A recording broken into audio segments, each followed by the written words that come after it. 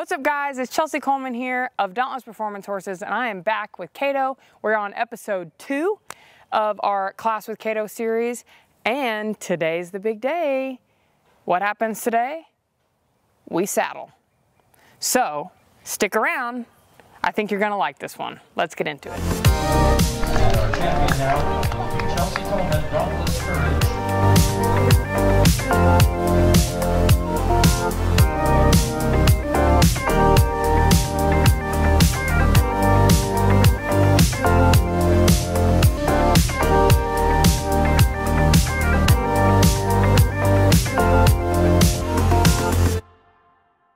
Okay, so today we've got Cato here, and we're gonna put the Western saddle on him today. And the first thing I'm gonna do with him is just kind of set him loose and send him both directions, walk trot, make sure he gets a chance to get used to his surroundings and all that fun stuff. So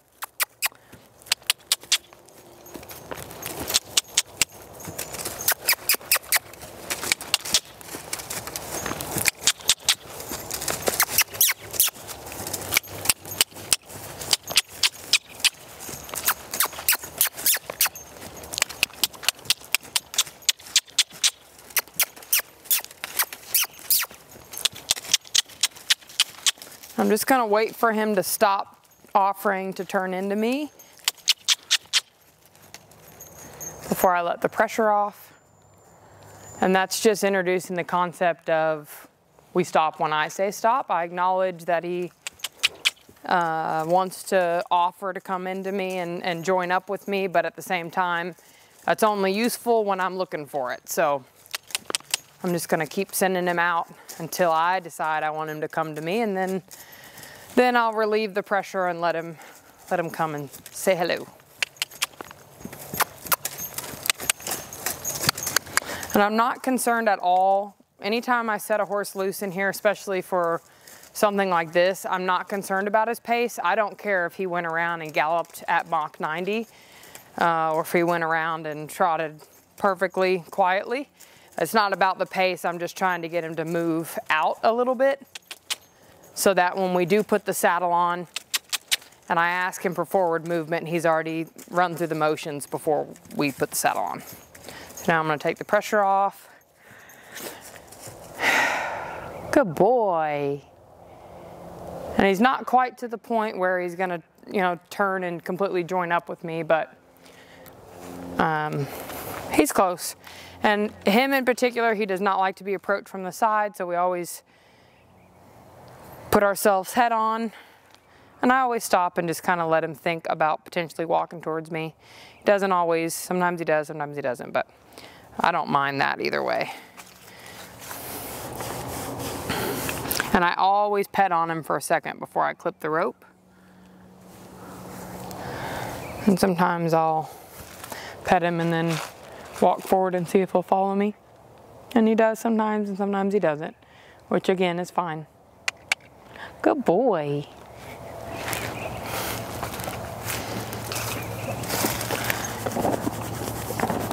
I want him to feel like he gets to be with me and I get to pet him versus when I'm around, he's always locked on the end of the lead rope and he's forced to snuggle because I want him to like it. So, all right, so now what I'm gonna do here is he's seen me drop the saddle down. In fact, I carried it from the trailer while I was leading him, so he knows what it is. He's had a Western saddle on before. It wasn't a perfect experience, but it wasn't also a terrible experience for him. It was with another trainer, so we're just gonna act as if he's never had it done before. He's not super flappable or spooky, as most people would call it. But as you can see here, he will always rest the leg that's closest to me.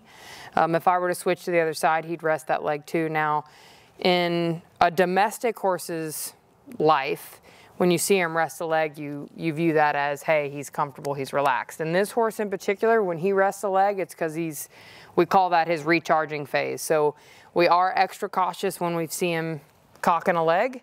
Like I said, what we've noticed from him in the past is when he rests a leg, he's almost charging the leg in case he needs to use it. So it's kind of the opposite of what a normal domestic horse would do for us. So for this, I am going to stand in front of him, let him sniff it. Like I said, he's seen this before. He knows what this is. And he's not an incredibly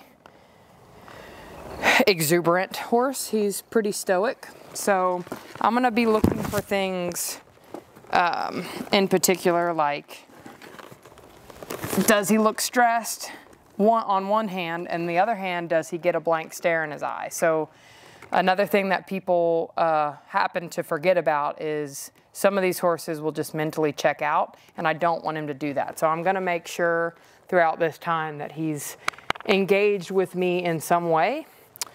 And I'm just going to move. He's getting a little glassy-eyed here, so I just want to make sure that I get there, and there, his eye softened up a little bit. We just want him to know that this isn't a dangerous thing. Now, I'm sure many of you have heard the analogy. Buck Brannaman gives this analogy a lot. When we talk about horses, you're okay.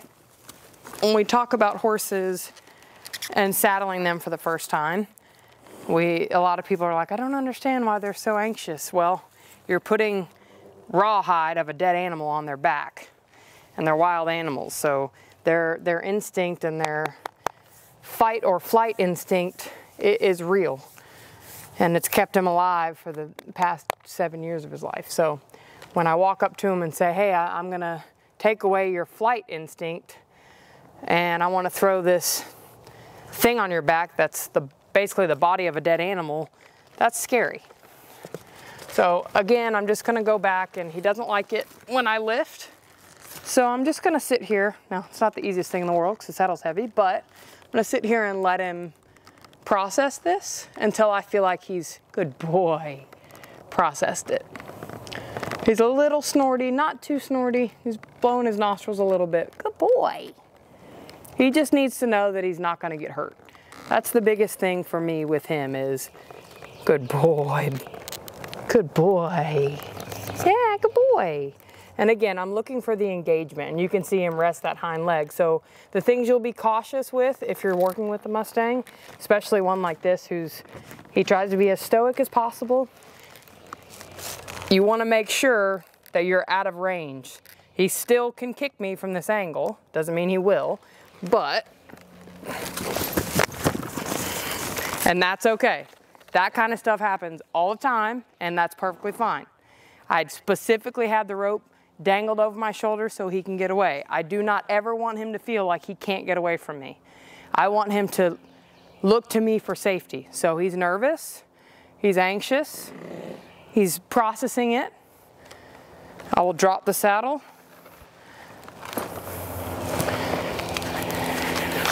And we'll do this as many times as we need to until he's comfortable. Because again, this is not about me, this is about him, right? So he needs to know that, one, I'm not gonna get angry with him, I'm not gonna get upset with him, my energy's not gonna change. It's okay for him to say, red flag, don't love the way that felt, that's fine. The only way we're gonna be able to learn what he likes and how he ticks is if he gives us those answers. It's the same concept as if you start dating somebody and they like chocolate ice cream, but you've never had that conversation and you buy them vanilla, that doesn't make them like vanilla ice cream, right? So he still likes what he likes. So it's my job to let him tell me what he likes so that in situations like this, I'm prepared to prepare him. And so now after that, what some would call an explosion, I'm gonna just redo all of this over.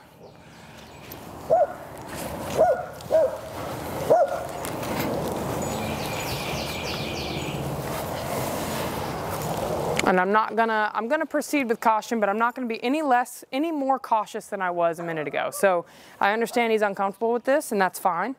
That's not gonna make me I'm not gonna add an extra element of caution to this, because What I asked of him was not unfair. That's the key, is you want to make sure you never put them in an unfair position.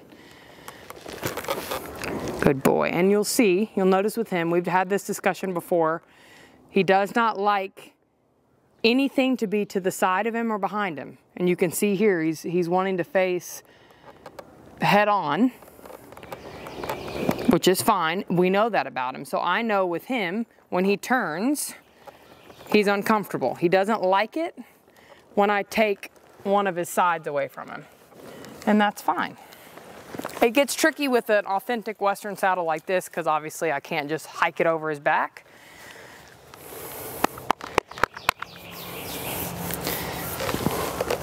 You're okay.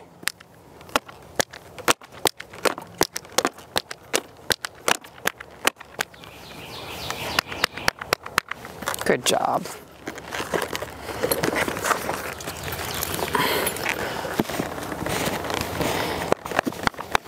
And again, now the thing that gets tricky with people is from this angle, it looks like he's completely unfazed and he's not bothered by it. So a lot of people would just hike it up over his back.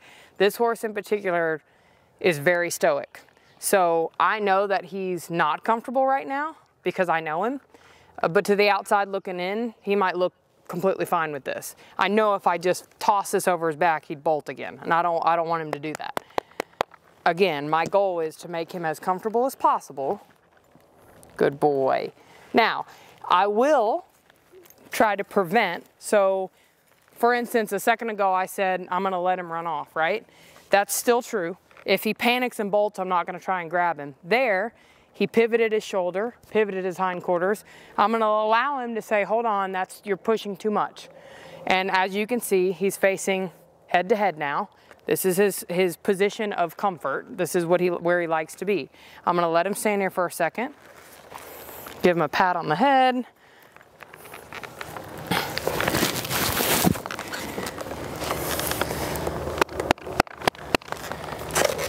And then reapproach. And again, he doesn't like things at eye level. That's very normal for any horse. Good boy. And no matter how many times he sniffs this, he's not gonna understand the concept until you've done this a million times. Because in his eyes, this is still leather, which is the hide of a dead animal, right? He knows that. It's instinct. He can smell it. Now, what you'll notice here, he's resting the opposite leg away from me. If this horse were to bolt right now, he wouldn't bolt towards me, he'd bolt away. He's recharging the leg that he thinks he might need to use. That's the point. I'm gonna keep bringing that up just so you get a full understanding of what I'm saying as far as recharging the leg. Good boy. Good boy.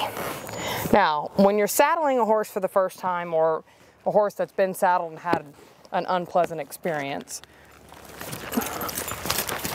Good boy. Now there I stopped him because he didn't flip the switch in his head and take off, right? He took a couple steps, the lead rope got out of my hand, and then he stopped. And then you see there, he made an effort to come back. Come on, good boy. There's multiple processes to saddling this horse, right? So walking up to him is a process. It means something, he's nervous. Putting it on his back makes him nervous. Then putting the cinch on will make him nervous. Then putting the breastplate on will make him nervous. So we're trying to do a lot of things here. To us, with horses that we ride every day, it seems effortless, right? That's what we do every day. This is all foreign to him in every aspect. And so we are going to be patient, and we're just going to keep giving him the chance to no, you're all right, to process this comfortably and safely. Oh.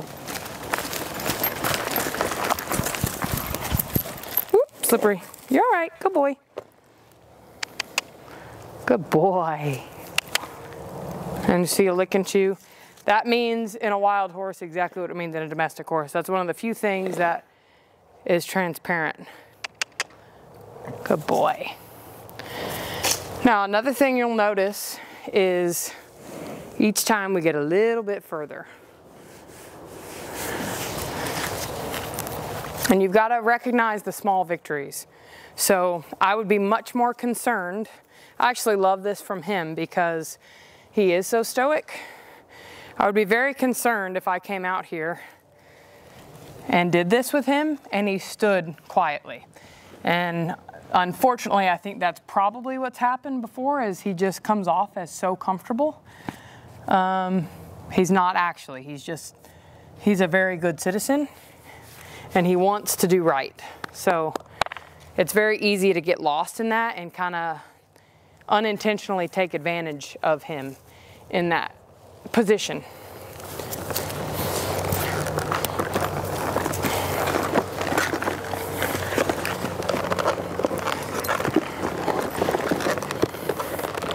Good boy.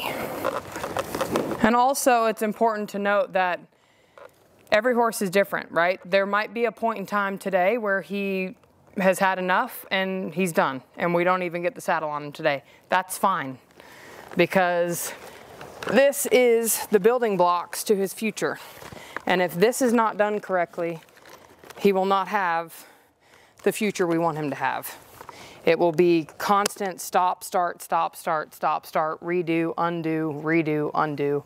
And we don't want to do that. We want to do it right, and we want to do it right the first time. So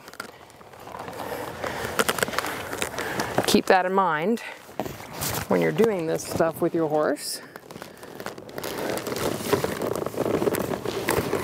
so that you are realistic with the expectations and you don't start to get discouraged, because it's very easy to get discouraged. Good boy.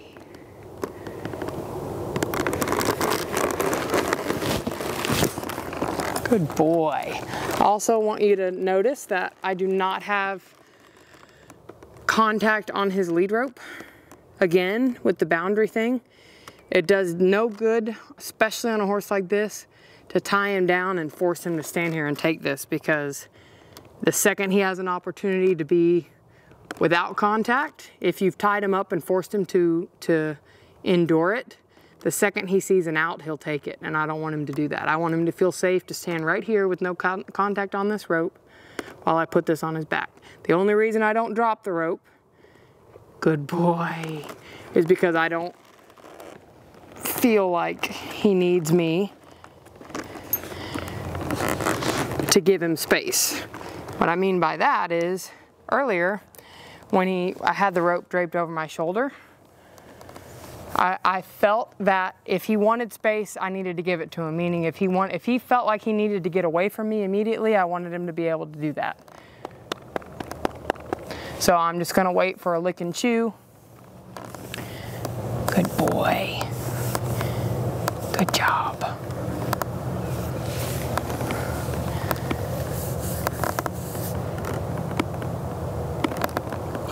Good boy.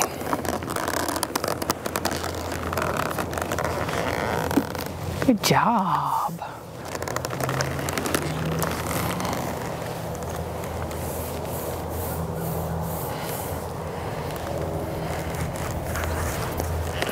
Good boy. All right, so as I said earlier, there's multiple battles when you're saddling a horse for the first time, right? So battle 1, accomplished. Good boy.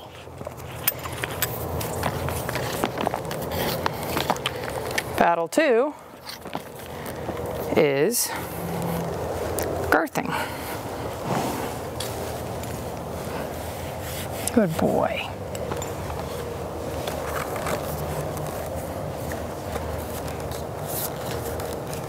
And then battle 3 will be the breastplate, which will need to go across his chest and in between his legs, which is completely fine for him to be nervous about. A lot of people would say put the breastplate on first, so that if he bolts when I try and put the girth on, it'll stay on. The reason why you don't do that is because if he takes off right now, I know for a fact the saddle is going to come off of his back.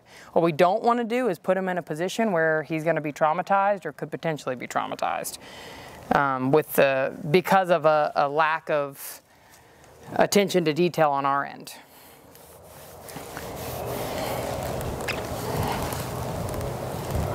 Good boy. Good. Good job, Cato. You're okay, good boy. Again, I'm offering him the space, right? If he bolts right now, I know I can let go of this saddle and it's gonna come off of him. I want that to happen. I do not want him to feel trapped.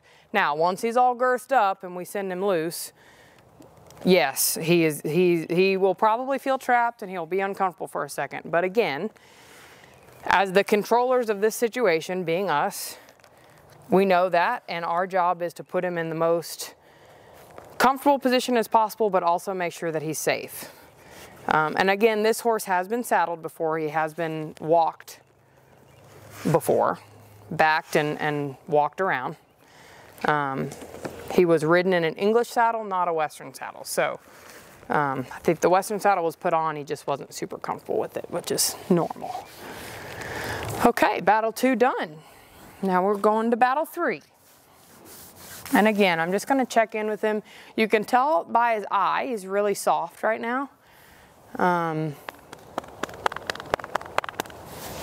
he's not resting a leg, which for us, as myself and his owner know, that means he's comfortable. When he's not resting a leg, he's in a better, good boy, he's in a better mental state than when he is resting his leg, for the most part. Again, eventually, good boy, that will change. For now, that's the information we have. Good boy. Good boy. And you can tell now he's uncomfortable. And I'm just gonna take some time.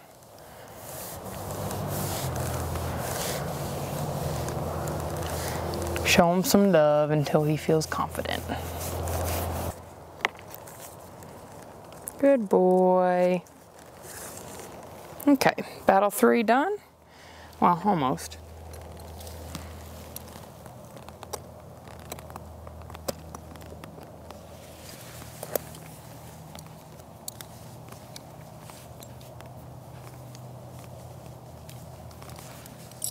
Good boy.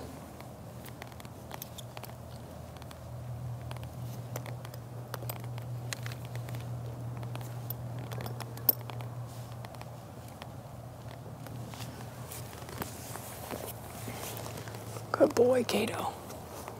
Good job. Okay. I'm gonna let him sit for a second. Now, things to expect. 1, shift of weight, body weight, shifting feet, taking a big breath. All of those things will take them by surprise. Now, not every horse will be upset by it, but they feel that in a way that we don't pay attention to. So anytime he takes a deep breath or anytime he does that, that saddle tightens up around his girth area and his body pushes against it over his back. So those are things that you don't know, obviously, necessarily when he's gonna take a deep breath. It's important to make sure that you're always out of their way and they've got what we would call an escape route, because if he's scared and he thinks that, you know, he's really in trouble with his life, he's gonna be out of there and he's not gonna think of you. Because remember, he's wild, right? So his thought process for making sure everyone else is okay is not a thing. He's a wild horse. So I'm gonna let him loose. Good boy. Good boy. Good job. The reason why I don't have him on a line is 1, because I know he's had a saddle on before, and 2, I'm gonna create the space for this exactly, right? I have now become his safety. So he's uncomfortable with the saddle, and that's fine. It's completely normal. But by me backing away, see, we got a lick and chew there. He's keeping an eye on me at all times. He's now left and right, which is his typical MO, as he's checking his strong side and his weak side, as we like to call it. But I'm creating the space so he can fill the gap if he wants. Again, for me, this is all about him knowing that he's not stuck. He doesn't have to do it. He's not required to do it. We would just like him to do it. Good boy. Good job.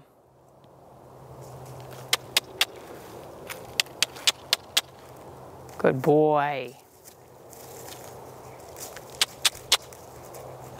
Good.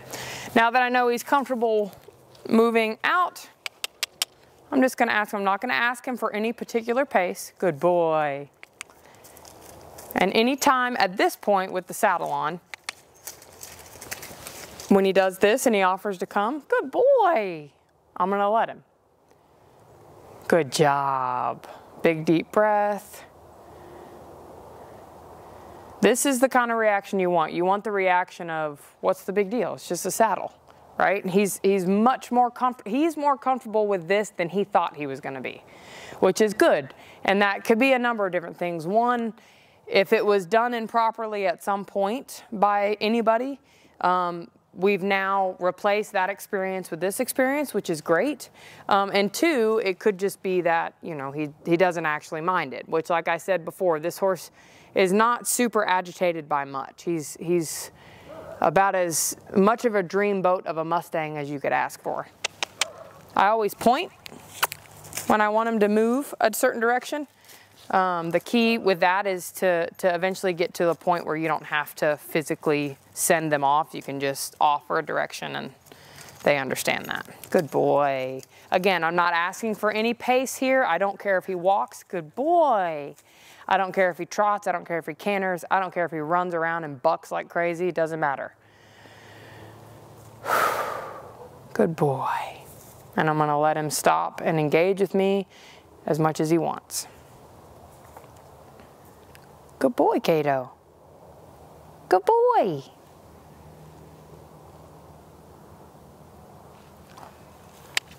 Good job.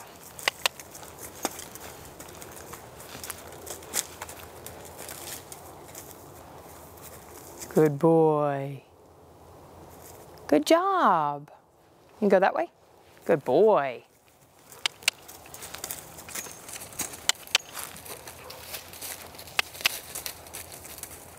Good job. Now this direction, he's much more anxious.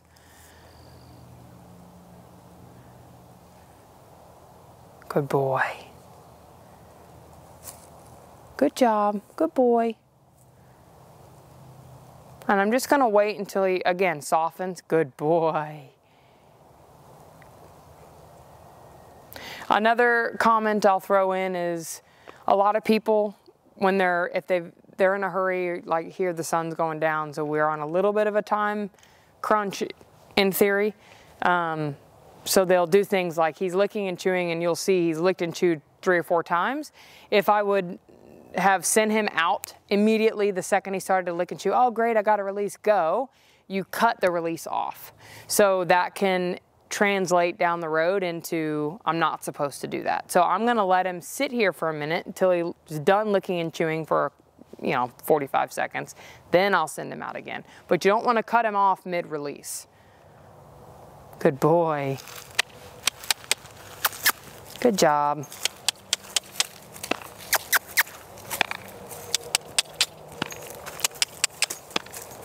Good boy. And I'm not gonna let him stop by the door because he knows that's the door. Good boy.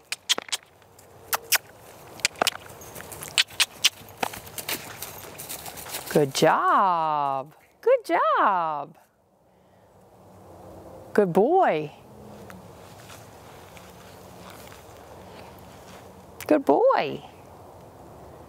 I just offered a couple steps backwards. Good job, to see if he'd join up. And again, I don't care if he joins up or not. There's a long process in that happening, right? And he's not been out of the wild for too long. And I know him well enough to know that even letting me stand to the side of him is him. It's his version of joining up, right? So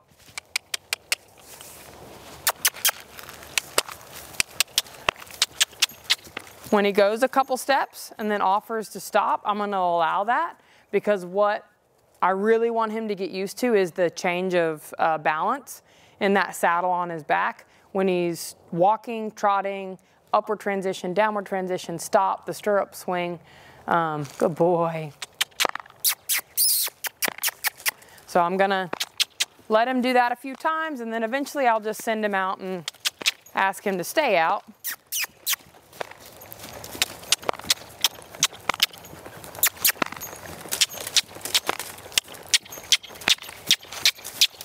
And I'm gonna back the pressure off. Good boy. Good boy. And I'm just gonna leave him be until I get a breath or a chew. Good boy.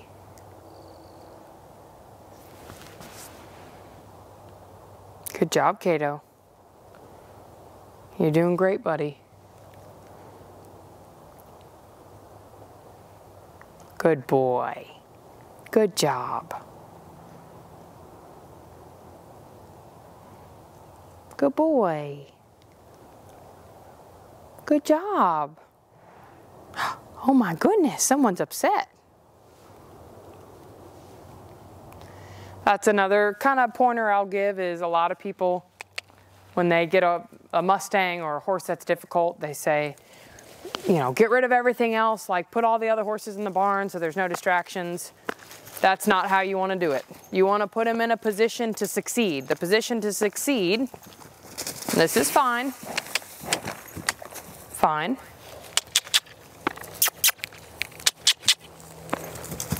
You want to put him in a position to succeed. Now, I'm going to interrupt myself. I'm not going to let him stop until he's confident at the trot and he's not scared. A lot of people will say, good boy. He needs to know that I'm not worried about it so that in the future, like I said, I want to be, I meaning human, doesn't matter whether it's me, his mom, anybody else. I need to be his point of safety and his point of reference. So I'm the one he needs to look to and say, hey, what do I do here? And I want to be that for him. The only way I can be that for him is if I'm the rock, right? I'm the brave one. I'm the one that says, hey, everything's fine. Don't worry about it. Now that he's relaxed, I'm going to send him back out again. Same thing.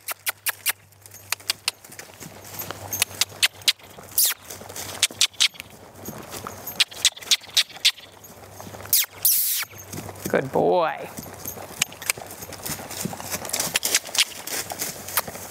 Good job. Almost. Nope, not in the same spot.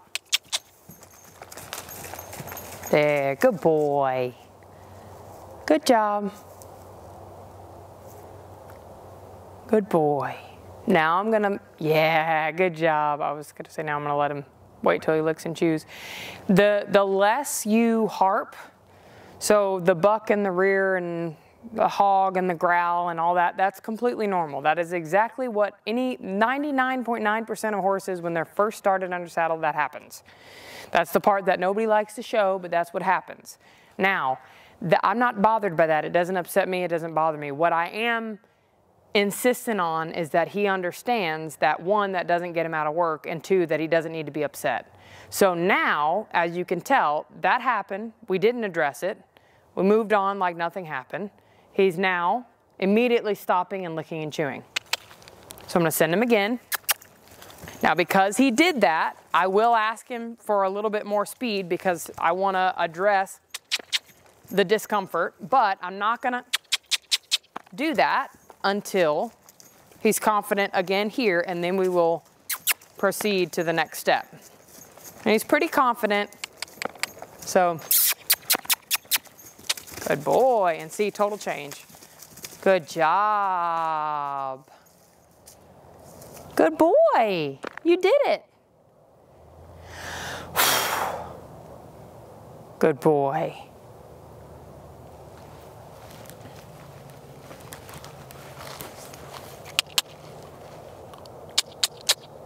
Good boy.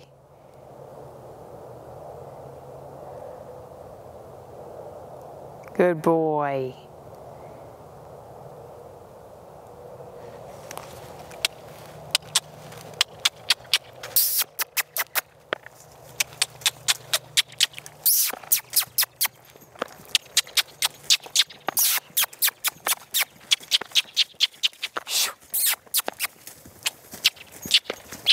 Good boy. Good job. Good boy. Good boy. Good job. I'm gonna wait for a lick and chew, and we're gonna send him the other way.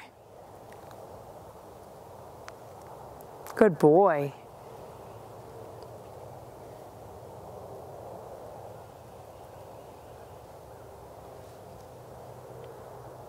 Good job, Cato.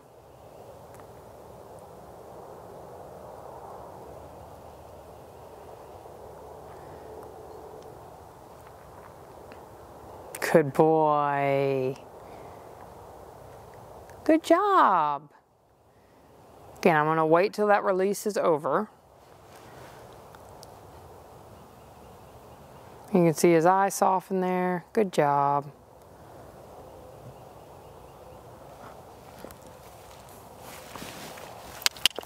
Good boy.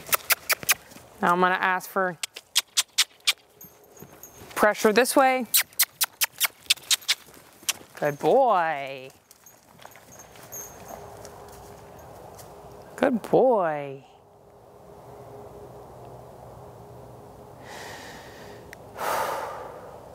Good job. Good boy. Again, I'm gonna wait for a lick and chew, which should be coming any second.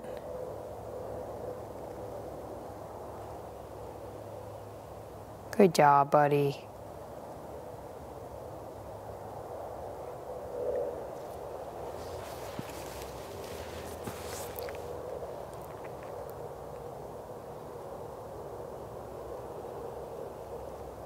Good boy.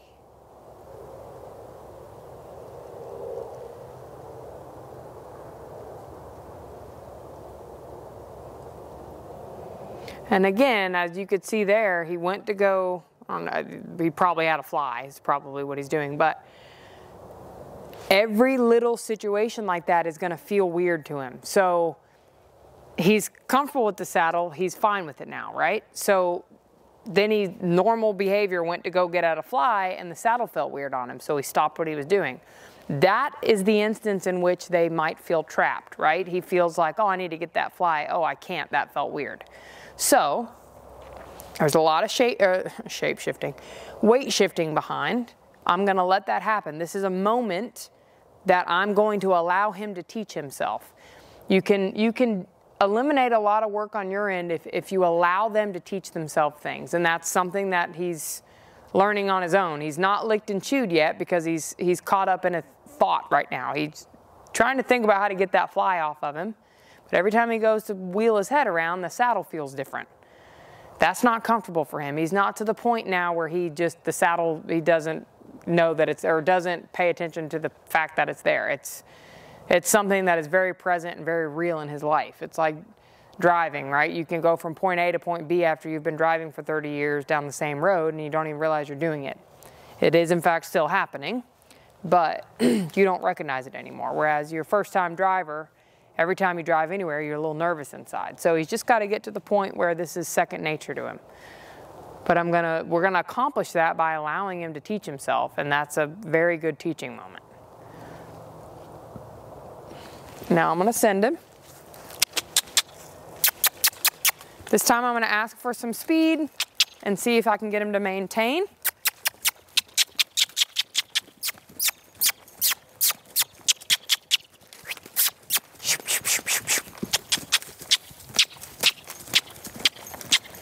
Good boy. Now the reason why I don't want him just to continuously canter 2 steps and stop, because under saddle, when he gets ridden, if you get him into that habit, they'll canter 3 steps and stop, and your weight shift, now as many of you know, horses can stop very quickly, right? Especially a horse like this. He's built to stop fast. So if he's cantering around, he's got one speed of canter, which is forward, and then he goes to stop, that's gonna inevitably throw your body weight. That's what's gonna, in some horses, not necessarily him, initiate and ignite would be the best word, a bucking fit, or an opportunity for him to try and put you in the dirt, right? And it's not because he doesn't want you on his back, it's just because he doesn't understand that feeling. So I'm gonna put him in every possible situation here to feel that. And also teach him that it's fine when we're learning things to go and take a minute when you need it to stop. But also, once you're comfy and you know what this all is, we keep going until we're asked to stop. Good. You'll also notice I do not have a hind cinch on. I don't ever put hind cinches on. Obviously, I'm not a Western person, meaning I don't compete in Western disciplines. I ride Western quite often. But on my particular English horses, event horses, race horses, show horses, whatever, there's no reason for us to have put a hind cinch on. I know there's aesthetic looks to it and there's a purpose for it, but for us to just hop on and back a horse and ride him around, I don't feel the need for it. Canter, good boy.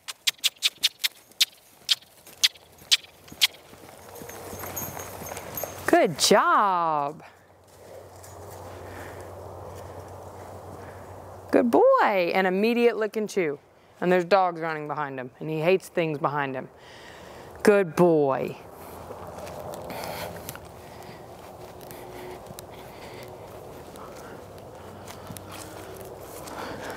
Good job, Cato.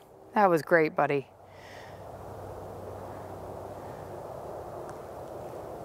Good boy.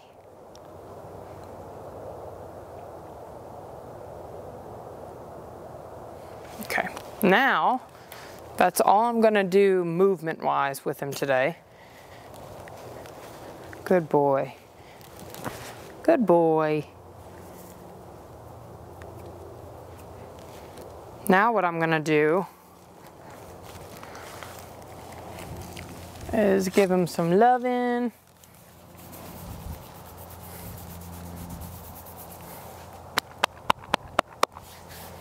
See if I can't get him to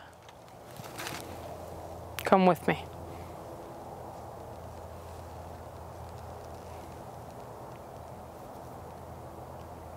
You got it, you good boy. So a lot of people will say, oh, well, you backed off and you want him to come to you. Why do you keep approaching him? Well, I'm mirroring what I want him to do. So I'm gonna go and I'm gonna love on him and pet him.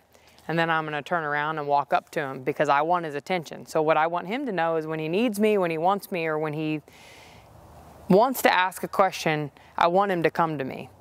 If he wants pets, or he wants love, or he wants advice or help, or whatever that may be, I want him to come to me. So I'm just mirroring that so he understands. Monkey see, monkey do. And again, I'm not bothered, upset, worried, or offended that he's not following me. That's fine. It just makes it that much more rewarding the day that I walk around here and he follows me like a puppy, right? He also knows the gates right there.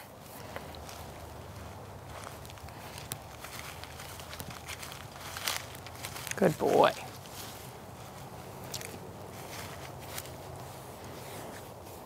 And so we'll play this game for a couple minutes. You gonna come with me?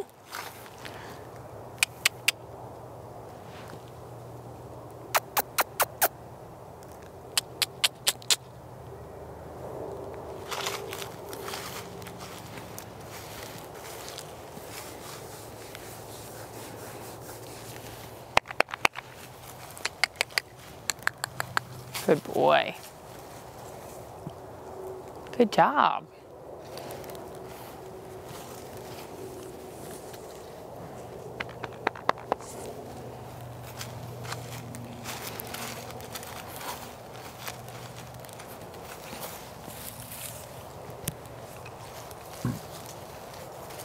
Good boy. He's uncomfortable there, as we discussed on a previous day. We typically with him don't use the rope to send him out because he's had mixed messages with that we've found. I chose to use the rope today just because in this particular situation what I didn't want is for him to get stuck, metaphorically speaking stuck, and A lot of horses, before they explode, they'll stop and they freeze. And that's not what we want. We want them to move forward. So I left my whip in the car. Obviously, we would never use the whip on him, but it's just an extension of our aid. So,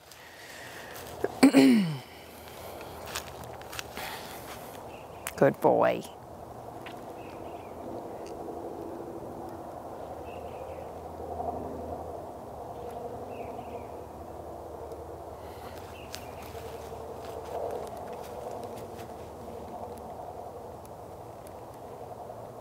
And in this particular position, he is incredibly compromised. He's got no right side or no left side. I've got his right side. The only opportunity he has to move or to get out is forward or backwards, which is not his method of choice. Typically, like we've said, he likes to be approached from the front. I've approached him from his right side. He's okay with that. But as you can tell, he's not acknowledging me. So I don't want to, good boy, I don't want to encourage that. And as you see, I've opened up the door and he took it. And what he did was he didn't move much. He knows the door is there, but he pivoted a foot towards me, which does two things. One, it allows him, good boy, and now he's comfortable. It allows him the option of going left or right or forward. We always want him to feel like he has those choices. It's never gonna work tying them down, holding them against their will, trying to overpower them will never work. Some horses will be submissive to that, but all you do in that situation is potentially create window seeking. And what I mean by window seeking is I don't want him to start looking for opportunities to get away from me because I don't give him the space he needs.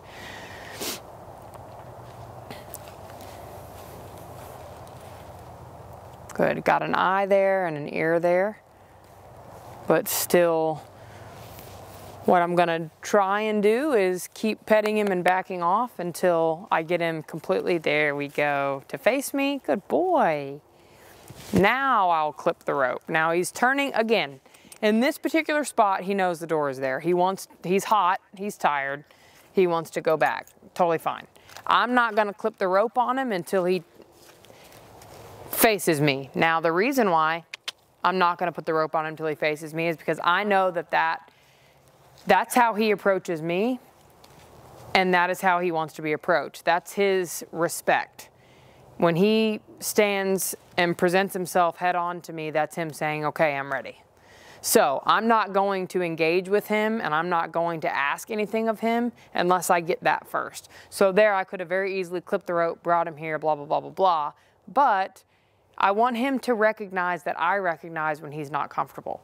That's important because what they need to know from start to finish of your time with them is that you're not going to intentionally put them in a compromising position. Because the way his brain works as Cato, as an individual, it's life or death. There's not an in-between there. Not yet. There will be, but not right now. So I don't want him to ever view me as a threat. I want to be an ally, always. So, now,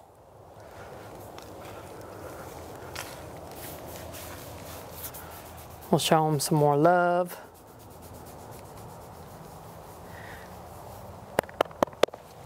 And now, I'm gonna undress him. Now, this could be a whole nother issue. Don't think because he's ran around in the saddle all for an hour that he's completely broke to it and fine. We could have 10 times harder day tomorrow than we had today.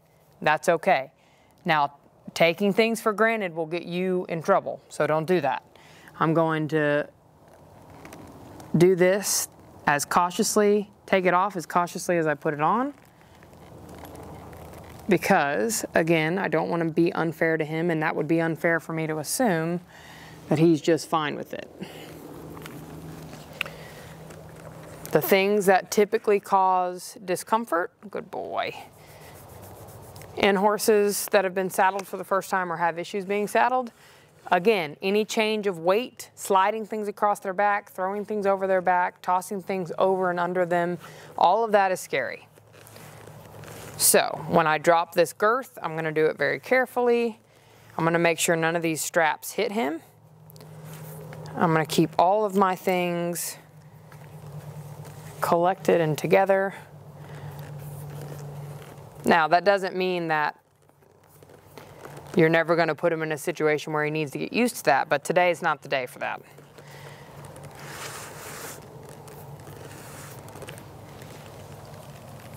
Good boy.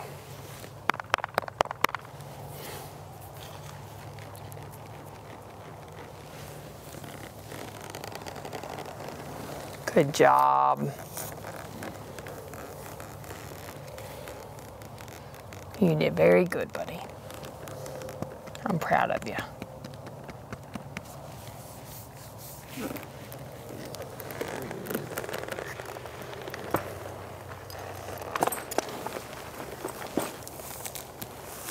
Good boy.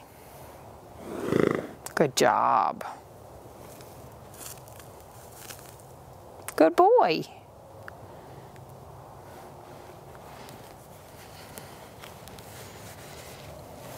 Okay, and that's it for today.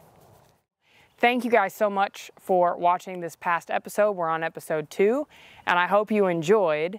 Now, we upped the ante a little bit, as you could see, and it's just gonna keep getting better from here. So, take what you saw, remember from the first episode, what you see in the second episode, and it just keeps getting better and better. And last but certainly not least, we wanna thank all of our sponsors again for everything they do for us, our horses, our dogs, our cats, and our families.